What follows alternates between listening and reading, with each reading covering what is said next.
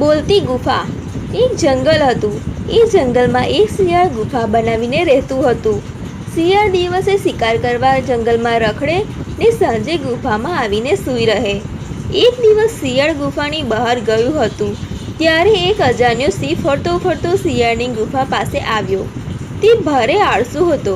તેને વિચાર કર્યો, અત્યારે હું ગુફામાં બેસી જાઉં, જેની ગુફા હશે તે આવશે એટલે તેને ખાઈ જઈશ. સિંહ ગુફામાં જઈ બેસી ગયો. સાંજે શિયાળ આવ્યું. એને માટીમાં ગુફા તરફ જતા સિંહના પગલાંની છાપ જોઈ. તેને વિચાર્યું કે સિંહના પગલાં ગુફામાં જતા દેખાય છે, પણ બહાર નીકળતા પગલાં દેખાતા નથી, માટે સિંહ ગુફામાં જ છે. શિયાળ ચેતી ગયું. તેને નક્કી કર્યું અત્યારે ગુફામાં જવાય નહીં. આથી શિયાળ ગુફાથી થોડે દૂર જઈને બેઠું. થોડી વાર સુધી કોઈને બહાર નીકળતા જોયું નહીં એટલે તેને એક યુક્તિ કરી.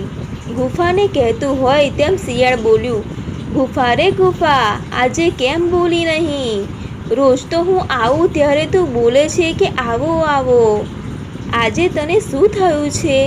તું નહીં બોલે તો હું પાછો ચાલ્યું જઈશ. સિંહ વિચારમાં પડ્યો.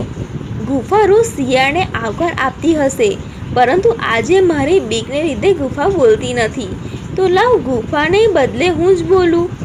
નહીં બોલું તો હાથમાં આવેલો શિકાર જતો રહેશે. એટલે સિંહ બોલ્યો, આવો આવો. સિંહનો અવાજ સાંભળી શિયાળને ખાતરી થઈ ગઈ કે તેનું અનુમાન સાચું છે. તેથી તે ત્યાંથી ઊભી પૂંછડીએ ભાગ્યું. થોડી વાર થઈ શિયાળ ગુફામાં આવ્યું નહીં એટલે સિંહ ગુફામાંથી બહાર આવ્યો. જોયું તો શિયાળ દેખાયું નહીં. આમ સિંહ ભૂખ્યો રહ્યો. સિંહને ખોરાકની શોધમાં આખરે ગુફા છોડવી પડી.